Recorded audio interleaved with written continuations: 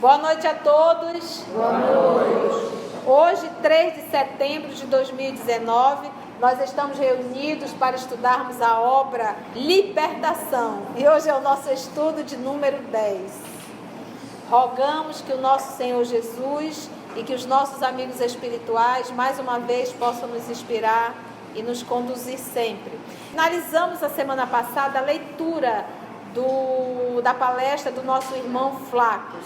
Então nós voltamos um pouco os últimos parágrafos e estamos comentando. Então vamos continuar nos comentários, que eu costumo dizer, nós acompanhamos a palestra, agora estamos indo ponto a ponto.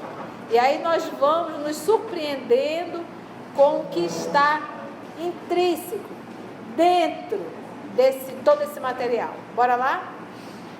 Continua então o finalzinho da palestra. O sacrifício do mestre representou o fermento divino. Qual é a função do fermento?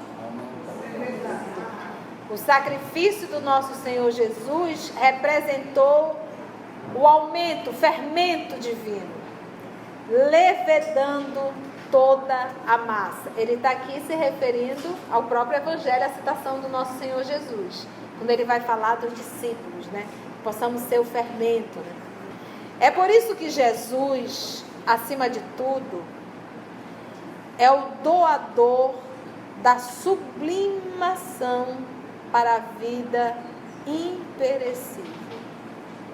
Enquanto nós estivermos na condição de espíritos imperfeitos, rebelde à lei de Deus, estaremos nesse processo de morte e vida.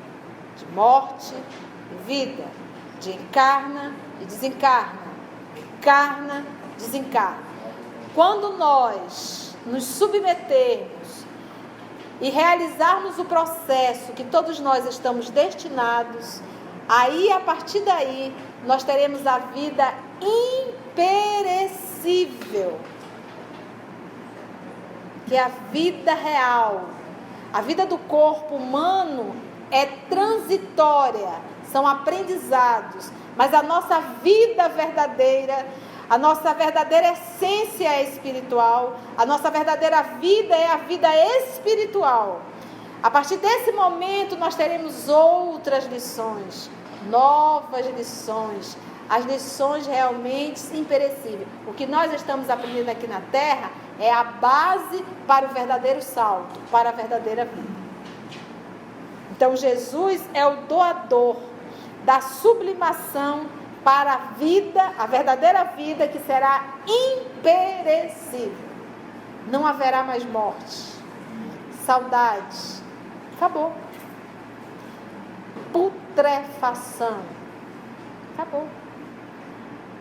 Absteve-se de manejar as paixões da turba, falando de Jesus, visto reconhecer que a verdadeira obra salvacionista permanece radicada ao coração, sentimento.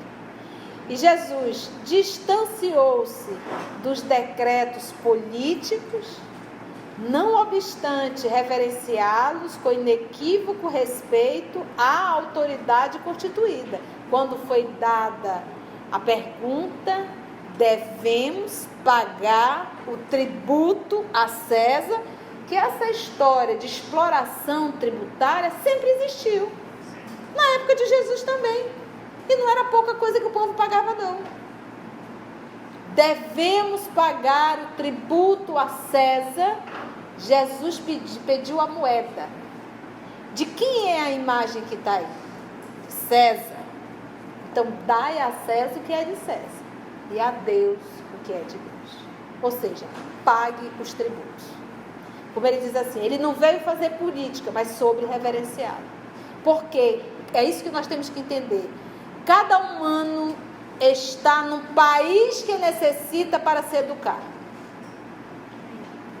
Quando questionado Francisco Cândido Xavier, lá em 1971, no Pinga Fogo, sobre o governo militar, ele deixa bem claro que era necessário o trabalho que eles estavam fazendo, apesar dos abusos, porque tudo tem abuso. Tudo tem um abuso. Então esses espíritos lúcidos, eles se submetem, porque sabem que isso é necessário. É a história que nós já aprendemos aqui, que para lapidar um diamante bruto, só um outro diamante bruto. Parece para a gente uma injustiça? Não é. Estudamos bem claro aqui na palestra de Flávio. Depois podemos ouvir novamente lá no nosso canal no YouTube, EOS Manaus. Continua aí. Está dando para compreender? Visto reconhecer que a verdadeira obra salvacionista permanece radicada no sentimento. Foi aí que Jesus trabalhou e trabalha.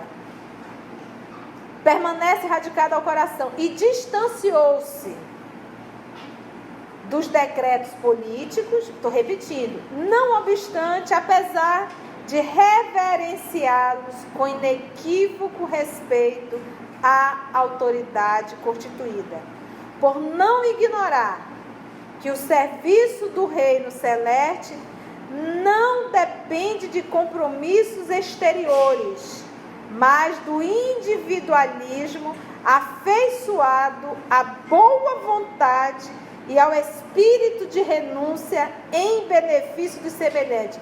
Show, maravilha, e vamos desmiuçar.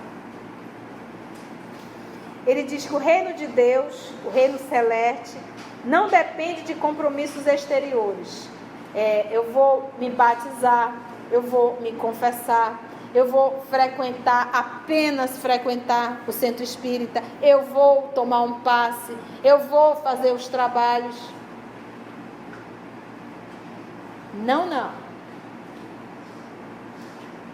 Não depende de compromissos exteriores, mas depende do quê? Mas do individualismo. Individualismo o quê? Afeiçoado à boa vontade. O que diz os Espíritos? Se vocês quisessem, está lá em livro dos Espíritos, não lembro o número da questão. Se vocês quisessem, poderiam fazer um grande movimento de mudança. Não se faz porque vos falta vontade firme. Está lá no livro dos Espíritos. Porque no fundo, eu ainda me alegro com a minha atitude mesquinha. Eu sinto prazer em ser o que sou, por mais que seja ridículo. Então é aquilo que vos falta é vontade. Então nós não temos vontade para mudar. Vontade firme. Então ele diz aqui: mas do individualismo afeiçoado, querendo a boa vontade e ao espírito de renúncia. Renunciar ao quê? Renunciar ao homem velho que ainda insiste em estar em nós. Por mais que esse homem velho esteja nos levando ao buraco há séculos, nos libertarmos desse homem velho que insiste diariamente em estar em nós, cheio de erros, cheio de mazela, mas que a gente não quer abrir mão dele. Por isso que ele usou o termo individualismo. A boa vontade ao espírito de renúncia. Essa renúncia em benefício ao semelhante. E volto a repetir, eu repito isso toda semana, porque eu repito para mim mesmo. Se eu conseguir viver o Evangelho dentro da minha casa, eu estou pronta para viver o Evangelho em qualquer lugar do universo. Mas se eu não consigo ser amável, dócil, útil, querida, dentro do meu lar, eu não vou viver Evangelho em canto algum. Isso, gente, é regra básica, não há como mudar isso. Porque dentro do lar, eu estou sem máscara. Fora do lar, eu estou com a máscara da sociedade. Então, como diz o nosso amado André Luiz, trate o seu familiar da mesma forma que você trata as visitas. É André Luiz que diz. Se não me falha a memória, em Agenda Cristã. Dentro de casa, a gente sempre está sem máscara. Sem máscara. Dentro de casa, sem máscara. Sempre sem máscara. E quando a gente recebe em casa, a gente sabe receber muito bem o de fora. E o de dentro é na patada. O de fora chega, você oferece um suco, uma tapioquinha, né? Um não sei o quê. E o dentro de casa, fulano quer. Levanta e vai buscar, meu aleijado. Levanta e vai buscar. Daqui a pouco te latindo. Aí é para acabar, gente. Nós vamos pro quinto do inferno de novo. E eu não sei se no quinto do inferno tem OS, viu? Então, ou a gente toma jeito, ou vamos pro quinto dos infernos, lembrado que a gente estudou aqui, viu? E quinto dos infernos, apresentado pelos nossos irmãos católicos, é leve, leve, leve. Agora, o quinto dos infernos, apresentado por André Luiz, falando do vale e falando do limiar das cavernas, o quinto dos infernos, até eu quero ir para lá. Você está entendendo? Para o que os Espíritos nos apresentam, o foguinho é uma coceirinha só. Ficar caindo, caindo, e que nunca para de cair, maravilha. Agora deixa essa consciência ficar berrando no pé do ouvido, né? Deixa a consciência ficar perturbando, um cão que sossegue 1 minuto. Então é esse movimento. Viver, então lembra, é individual. Renúncia, renunciar ao homem velho. Eu renunciando esse homem velho, porque, gente, esse ser hominal que está dentro de nós, que ainda está labutando, ele não é pouca coisa não, viu? O cabo é complicado, é enrolado, cheio de mazelas, mas que insiste em estar vivo em nós. Então, temos que evangelizar. Renunciar, porque ele está falando de individualidade, ele está falando de personalidade. Essa renúncia acaba me promovendo um bem-estar. Às vezes, gente, a gente quer que o outro melhore, que o outro mude, mas a gente não trata bem o outro, como é que o outro vai mudar? É a história da nora que mandou matar a sogra. Porque ela odiava a sogra. Então ela foi atrás, na Índia. É um conto, mas muito rico. Então ela foi atrás do mestre para dar um chá, porque ela tinha que servir o chá para a sogra, todas as tardes, um chá, alguma coisa que pudesse matar a sogra. E ela disse que odiava a sogra. Então ele disse assim, olha, eu vou lhe dar esse chá, vai matar a sua sogra em 6 meses, para não levantar suspeitas. Mas para que fique bem claro que você não tem absolutamente nada a ver com essa morte, com esse homicídio, você a partir de hoje vai entregar o chá e vai tratá-la muito bem. 3 meses de chá e convivência, a sogra já estava chamando a nora de minha filha. E a nora já estava chamando a sogra de mãezinha. Aí ela se desesperou, porque ela já tinha matado a sogra 3 meses. Então ela voltou lá com o mestre. Pediu que, pelo amor de Deus, ele desse um chá para reverter o processo. Porque a sogra dela tinha mudado muito. Era uma mãe agora para ela. Que ela não queria mais que a sogra morresse. E o mestre disse, não foi a sogra que mudou, foi você que mudou a forma de tratá-la. Logo, ela mudou. E não se preocupe, porque o chá não era veneno, era vitamina. Só precisava entender a lição. Então, como é que eu quero que o outro mude o tratamento se eu continuo sendo a mesma megera, o mesmo cão de sempre? Então, para que mude, é necessário que eu mude o tratamento para com o meu irmão, para com a minha irmã, para com a minha esposa, para com o meu marido, para com o meu vizinho, para com o meu qualquer coisa. Mas se eu continuo ainda nesse mesmo movimento, não tem mudança. Não tem mudança. outro não mudar, problema dele. Porque tem cão que não muda de jeito nenhum. Problema dele. Quem vai responder é ele, ela, seja lá quem for. O importante é nós estarmos bem com quem? Com a nossa consciência. Mas eu não posso, de forma alguma, pegar a minha emoção como uma massa de modelar, pegar essa massa de modelar e dizer assim: tome, senhor Roger, faça da minha emoção o que o senhor quiser. O que o senhor fizer dela, eu vou acatar. É mais ou menos o que nós fazemos no dia a dia. Então, independente da atitude do Roger, eu não vou deixar ele manipular as minhas emoções. Esse é o nosso desafio. Se o Roger está azedo, o problema é dele. Eu não vou ficar azeda também. Se o Zé Paulo passou e não falou comigo, o problema é dele. Eu não vou ficar depressiva porque o Paulo passou e não falou comigo. Ele está azedo, o problema é dele. Entendeu? Mas é esse movimento que nós temos que entender. Mas eu não posso dizer assim: Lígia, tá aqui minha emoção. Olha, se tu tratar bem minha emoção, eu vou ficar bem. Se tu tratar mal, eu vou ficar mal. A gente está frita. Porque a gente vai viver sendo manipulado pelas pessoas. Fulano me irritou. Não, eu me permiti me irritar. Porque o fulano não vai mudar. Ou eu aprendo a viver com fulano, ou eu espoco. Porque eu não sou obrigada a conviver com quem não me traz paz. Mas, Conceição, tem caso que não dá. Tem caso que não dá. E sabe qual é o caso que não dá? Filho, filha, irmão, irmã, mãe, pai. Esse daí, Jesus diz assim: nem que tu queira, tu vai conseguir se livrar.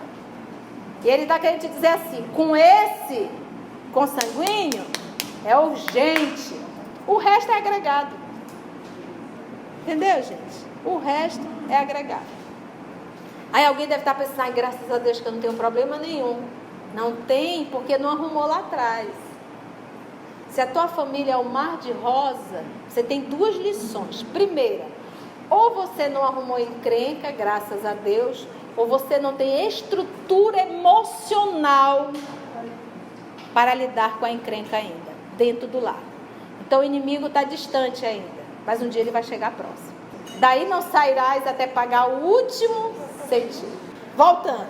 Então Jesus distanciou-se dos decretos políticos, não obstante reverenciá-los com inequívoco respeito à autoridade constituída, por não ignorar que o serviço do reino celeste não depende de compromissos exteriores, mas do individualismo afeiçoado a eu gosto da boa vontade. Não é aquele caso: ai, mas é tão difícil viver o evangelho. Ah, meu Deus, eu vou deixar para outra encarnação. Vai, cão, para te ver só onde é que tu vai chegar. Afeiçoado à boa vontade e ao espírito de renúncia em benefício de semelhantes. Ficou bem claro o que é o espírito de renúncia. Sem nosso esforço pessoal no bem, esforço pessoal, sou eu. A obra regenerativa será adiada. Que mais? Muito bem, criança, vamos repetir. Bom,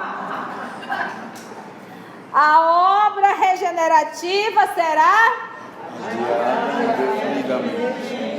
deu para entender que é só através do esforço pessoal, individual e intransferível. Esforço por quê? Porque nós nos habituamos a sermos essa coisinha fofa de egoísmo, de vaidade, de orgulho, de ciúmes, de malevolência, de sexolatria. Vou parar aqui para a gente não chorar. Então, como nós nos habituamos a isto, você está vendo que eu estou falando nós, eu não estou falando vocês, eu também estou no bolo. Como nós nos habituamos a isso, para nós vivermos os exemplos básicos que Jesus nos trouxe, é um sacrifício muito grande. Conceição, respeita teu irmão. Ah, mas ele é tão chato, respeita. Ah, mas eles não respeitam. Ah, não vou respeitar não. Se ele fizer, eu faço também. Quando a gente está estudando, a gente se sente um idiota, né? Eu me sinto um idiota quando eu estou lendo, gente, uma coisa tão lógica isso daqui. Aí quando a gente vai para a prática, a gente se enrola todo. E é idiota realmente. São lições, a gente vai estudando e vai percebendo que são lições muito primárias mesmo. Essas lições são bem primárias. Bem primárias. Pode ver, formou um grupo dentro da instituição para trabalhar. Não deu um ano, daqui a pouco está todo mundo brigando. A gente com 8 meses já está... Né? 8 meses. Eu quero com chá, eu quero com isso, eu quero com Diana, eu quero não sei o quê. E o povo quase que divide o grupo. Uma besteira. Então, basta reunir um grupo para fazer um trabalho. A ideia é boa, o propósito é bom, mas o povo que está lá não é não. Porque pensa em si e não no coletivo. E aí começam as discussões, as brigas, aí o trabalhador não aguenta e sai. Então, isso é reflexo do quê? Da condição humana. Entendeu? A gente fala assim para a gente entender bem que nós não estamos certos. Que realmente nós estamos equivocados. E que precisamos, urgente, fazer um esforço para mudar. Senão, vamos estar brincando de espiritismo. Continua ele, é só uma palestra. Sem nosso esforço pessoal no bem, a obra regenerativa será adiada indefinidamente, compreendendo-se por precioso e indispensável nosso concurso fraterno, agora falando deles, os trabalhadores, para que irmãos nossos, provisoriamente impermeáveis no mal, se convertam aos desígnios divinos, aprendendo a utilizar os poderes da luz potencial de que são detentores. Falando do trabalho que eles vão realizar. Somente o amor, aí vem a palavra sentido. Então a gente fica pensando, o que é sentido? O evangelho tem que ser sentido. O que é isso? Mas como? Como é que é isso na prática? Me troca isso em 2 mais 2. Alcione diz a mesma coisa. Emmanuel vem a mesma coisa. Nosso Senhor Jesus, várias vezes, o evangelho, ele tem que ser no coração. O reino de Deus no coração. Então, presta atenção. Vou usar a mesma explicação. Senhor Roger, um beliscão é um ato que alguém direciona o dedo indicador e o dedo, como é o nome desse? Polegar. Vai até a sua carne, aperta a sua carne e tosse. Mas eu estou só explicando. E ele junta, aperta a sua pele, puxa um pouquinho para fora e tosse. O senhor entendeu? Entendeu? Entendi. Está aqui, eu compreendi tudo. Agora o senhor vai sentir o beliscão. E eu vou torcer. No primeiro momento ele tinha informação, ele sabia teoricamente todo o processo. Mas agora é necessário ele sentir o que é um beliscão. E a lição do sentir é muito maior do que a da intelectualidade. Então, eu compreendo o processo do perdão. Mas eu tenho que sentir o perdão. Como? Vivendo. Então o evangelho é para ser sentido. Eu tenho que sentir o evangelho, né? Sentindo o evangelho, sentindo o evangelho. É o beliscão. Aí sim a lição tem vida e ela aí sim passa a se internalizar no meu mundo íntimo. Então, todo o evangelho, ele é para ser sentido. Isso quer dizer vivido. Logo, sentido. Eu posso viver a experiência, mas não sentir a experiência. Eu tenho que viver a experiência e fazer um link com o evangelho para eu sentir essa experiência. Porque nós já estamos passando por muitas experiências, mas não temos sentido. Entendeu? Eu posso me rebelar. Eu estou passando por uma dor, por uma situação, por um beliscão. Eu recuso. Que absurdo, por que isso está acontecendo? E eu não faço o link do beliscão com a lição que eu tive. Então eu não entendi que isso aqui que fizeram comigo tinha alguma coisa a ver com beliscão. Então, para mim, que eu não fiz o link, são duas coisas diferentes. Nós somos assim, para levar um outro beliscão, até eu entender quantas coisas acontecem na nossa vida diária e a gente não faz um link com o evangelho. Alguém vem, apronta, faz uma traição, seja lá o que for, e a gente não linka que aquilo ali é uma experiência. As doenças. As próprias patologias, quando não foram procuradas em uma existência, quantas situações a gente não faz o link e entender que naquele momento é o evangelho, deve ser o evangelho. Vocês entenderam? Eu expliquei o beliscão. O beliscão é a união do indicador e do polegar que vai até sua pele, fecha bem, aperta bem, puxa a pele para fora e faz um movimento circular. Essa é o quê? É a teoria ou é a prática? É a teoria. Teoricamente você sabe até fazer. Só que você ainda não sentiu um beliscão. Então vamos pular, vamos dizer que não tem a teoria, mas teve só o beliscão. Ele não vai conseguir fazer o link. Ele não consegue nem dar nome a isso daqui, porque não há informação. Nesse terceiro caso, tem a informação, teve o beliscão, mas a pessoa não associou o beliscão com a informação que ela já tinha. Então, o evangelho é a informação. A vida prática é, de certa forma, se eu fizer o link, é o evangelho sentido. Alguém me traiu. Alguém me traiu, isso é um absurdo. Como é que pode ter me traído? Justo, eu não suporto traição. Até parece que tem alguém que adora traição. Ah, eu adoro ser traído. Quem que gosta de ser traído? Ninguém gosta de ser traído, ninguém gosta de ser enganado. Ninguém gosta. Então fui traído. Ei, sente o evangelho. Fui traído, Jesus também foi. Então eu estou tendo uma experiência, um aprendizado, e eu vou colocar em prática para eu sentir o que é ser traído e perdoar.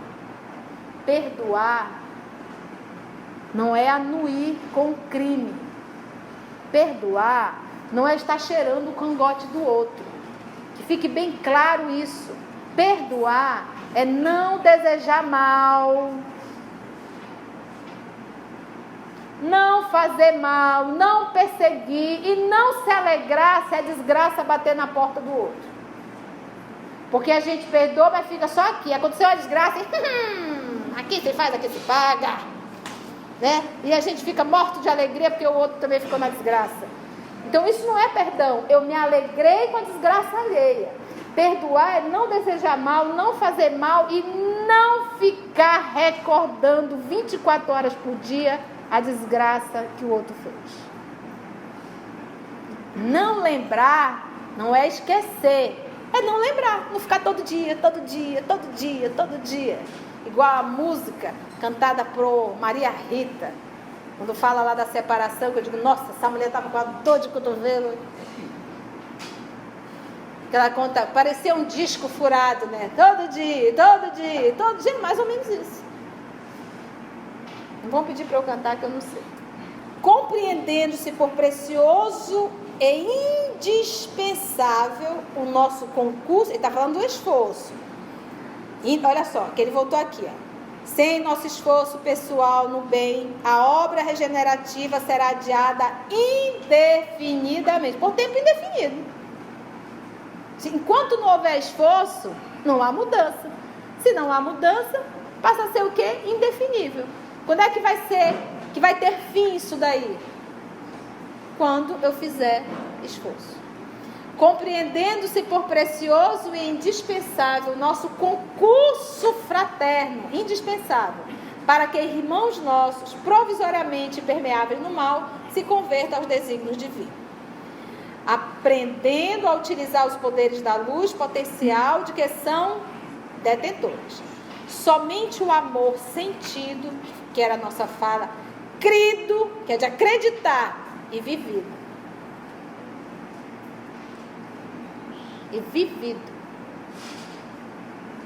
Por nós, crido e vivido, por nós provocará a eclosão dos raios de amor em nossos semelhantes. Quando o Evangelho entendido, em que eu acredito na essência do que está escrito, e que eu me esforço para viver, o bem que eu estou me esforçando para viver, esses raios atingem o meu semelhante. Foi o que o nosso Senhor Jesus fez, foi o que o nosso Francisco Cândido Xavier fez, foi o que o nosso Mahatma Gandhi fez, foi o que a nossa Madre Teresa fez, o que nossa irmã Dulce fez, e tantos outros anônimos. Irradia luz e toca o coração dos semelhantes. Então, como é que eu quero mudança em torno, se eu ainda sou esse vaso ruim? Se eu ainda não vivo o Evangelho? Para que as pessoas possam se sensibilizar com a minha mudança e logo mudarem também. Então, se o meio que eu estou não mudou, é porque é o reflexo de mim mesmo. É o reflexo de mim mesmo.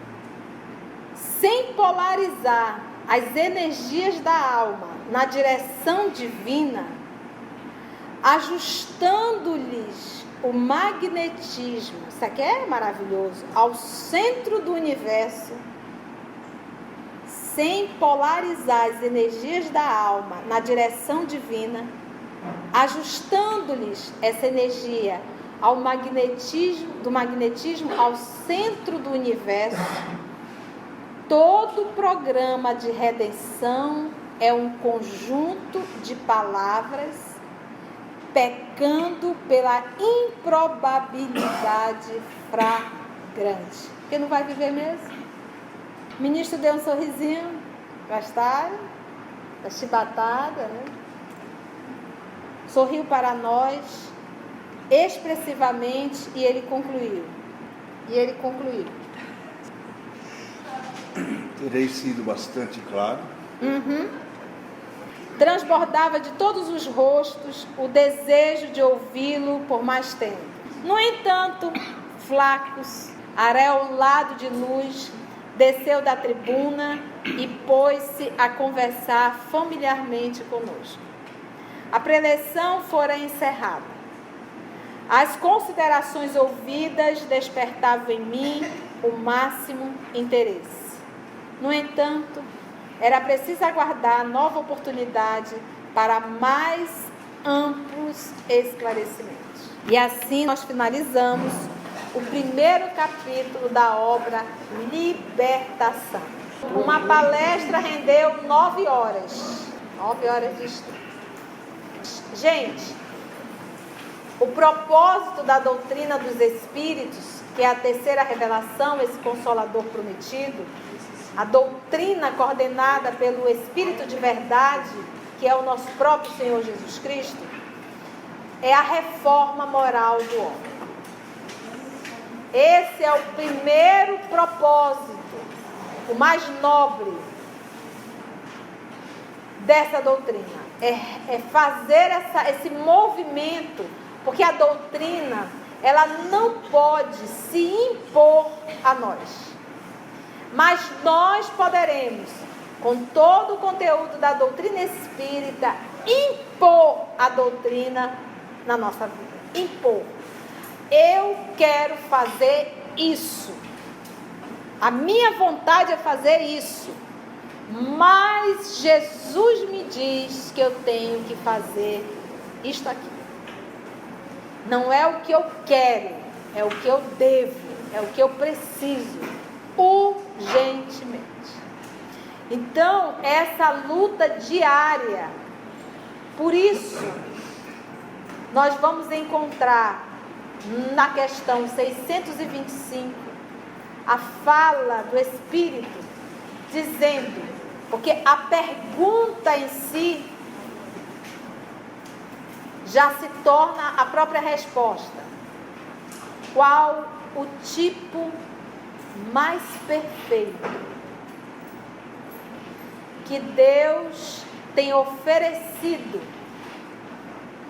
à humanidade terrena para servir de guia e modelo? Resposta. É a menor resposta de O Livro dos Espíritos e a maior de todas. Vide, veja Jesus. Então, qual o tipo mais perfeito? Então, eu não posso achar que o meu modelo é o perfeito. Eu não posso achar que a minha escolha é a melhor. Porque não existe nenhum humano com capacidade de ser modelo para ninguém. Não tem. O modelo perfeito que eu possa vir a repetir mesmo, a colar, é o amor de nossa vida. É o nosso Senhor Jesus. Então, diariamente, eu tenho que começar a enfiar isso na cabeça, e aí eu começo a compreender a fala do apóstolo Paulo: já não sou eu que vivo, quem vive em mim é Jesus. Ou seja, eu não sou mais Saulo. Saulo não existe. Saulo acabou. Eu não vou mais fazer as mesmas coisinhas do doutor da lei. Agora eu vou viver 100% Jesus. Naquela encarnação, ele mandou matar. Ele era um assassino. Saulo foi um assassino, cruel. Ele mandou matar Estevão por ciúmes, inveja. Inveja, porque aquele menino magrelo, mais jovem que ele, que não tinha as faculdades que o doutor de Tarso tinha, muito menos teve os mestres, mas que falou com muito mais sabedoria do que ele. Que é coisa que irrite mais um pseudo-intelectual do que encontrar alguém mais inteligente do que ele. Ele sente uma dor de cotovelo. É igual a mulher que se acha muito bonita. Ela tem ódio de quem é bonito. E é assim para tudo. Que só quer olhar o defeito, porque não pode alguém brilhar mais do que ele. Essa foi a atitude de Paulo, de Saulo de Tarso. Então, já que eu não posso ser, vou matar. E na discussão, porque Saulo, Estevão estava palestrando na igreja do caminho, entrou silencioso, subiu e ele até riu. Olha, esse aqui é o Estevão que todo mundo fala. Franzino, rapazinho. Quando o cidadão me subiu na tribuna, que abriu a boca, o Cristo falou por ele. Porque não é Estevão que fala. Jesus só precisa de um canal para mandar o recado. E Estevão era um canal puro, porque o coração dele era puro. E Saulo se revoltou, se irritou profundamente com a inteligência daquele jovem rapaz. E se levantou e começou a discutir. E Estevão respeitosamente respondeu. Quando ele percebeu que o propósito de Saulo era discutir, ele desceu do púlpito, virou e continuou. Isso irritou profundamente o doutor da lei. Como pode um homem virar as costas para um doutor da lei? Volte, eu lhe exijo que você continue respondendo. Quem era esse? Vaidade. Somos nós. Você sabe com quem você está falando? Chega a gente a arregala a ponta do nariz e o olho.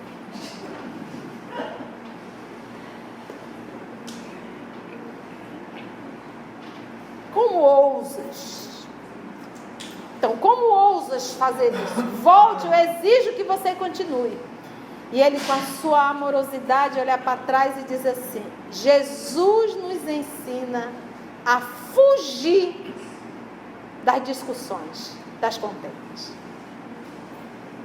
Eu não tenho que estar discutindo nada, não tenho que estar discutindo futebol, política, religião, leseira, não tenho que discutir. Nem com o encarnado e nem com o desencarnado. Porque às vezes a gente vê doutrinador querendo discutir com o espírito. Fuja das contendas. Essa é a orientação do nosso Senhor Jesus. E ele saiu. O que Paulo fez? Iniciou toda uma perseguição. Mandou prender Estevão, João e Pedro. Galileu intercedeu. E ele, movido pelo orgulho e pela vaidade, disse: João vai ser exilado. Pedro, eu solto. Mas Estevão, não. Quem encrenca dele era com Estevão. Estevão vai ser apedrejado. E aí Gamaliel percebeu que ele não ia conseguir tudo, mas pelo menos parcialmente. Estevão foi morto. Então, o propósito da nossa doutrina é trabalhar esse homem velho. Só que o nosso Saulo de Tarso acionou uma vontade tão grande. O homem acionou um desejo tão grande de se aperfeiçoar, que naquela encarnação ele conseguiu recuperar todo o mal que ele fez, e naquela encarnação ele teve o mérito de ser recebido pelo próprio Cristo. Numa encarnação. Então, não está escrito assim: olha, Conceição, tu só vai evoluir no ano tal. Enquanto isso, tu vai continuar a lesa que tu é. Olha, fulano, não é. Livre-arbítrio. Então, é questão de esforço. Renunciar essa forma equivocada de sermos. Porque se nós conseguirmos entender o Evangelho e sentir o Evangelho, lá fora, nós seremos um excelente médico, um excelente professor, um excelente serviços gerais, um excelente político, um excelente advogado, um excelente humano. Logo, tudo está resolvido. Tudo está resolvido. Porque os políticos do nosso país é meio gato pingado. Quem vai para o dia a dia somos nós. Quem faz a vida ficar uma beleza ou uma droga somos nós. É o serviço público, é o serviço privado e por aí se vai. É o jeitinho daqui, o jeitinho dali, o marca aqui, o esconde ali, a gente vai fazendo. Então, se queremos contribuir com a implantação do Evangelho, que possamos fazer um esforço, e para nós é um esforço enorme. Me lembro da Madre Teresa. O repórter perguntou: o que nós poderemos fazer para contribuir com um mundo melhor? Ela olhou para ele e disse: vá para o seu lar e cuide bem da sua família. Porque se cada um fizer isso, vamos orar. É um sentimento de gratidão, de alegria, que estivemos hoje aqui, podemos acolher tanto ensinamento, tantas reflexões para o nosso dia a dia. Então é nessa ambiência de gratidão que nós vamos dizer assim ao amor de nossas vidas. Mestre Jesus, muito obrigado por tudo que Tu nos ofereces, Senhor. Perdoai as nossas inseguranças, nossas dúvidas. Ensina-nos, Jesus, a amar. Ensina-nos a ser simples, como Tu fostes quando aqui estivesse conosco.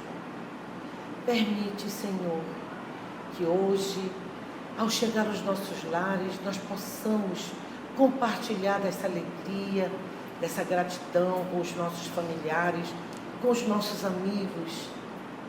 Permite, Mestre Jesus, que nós possamos refletir sobre tudo que nós podemos, Senhor, mudar, sobre esse homem de bem que quer muito florescer, Senhor. Mestre Jesus, dai-nos a fortaleza necessária para que aos poucos possamos nos despir desse homem velho. Permite, Senhor, que nós possamos continuar juntos nos laços da amizade, da fraternidade e deste amor que Tu nos ofereces a cada dia. Mais uma vez, obrigado, Senhor, por estarmos aqui. Obrigado, Senhor, porque conhecemos a Ti. Obrigado, Senhor.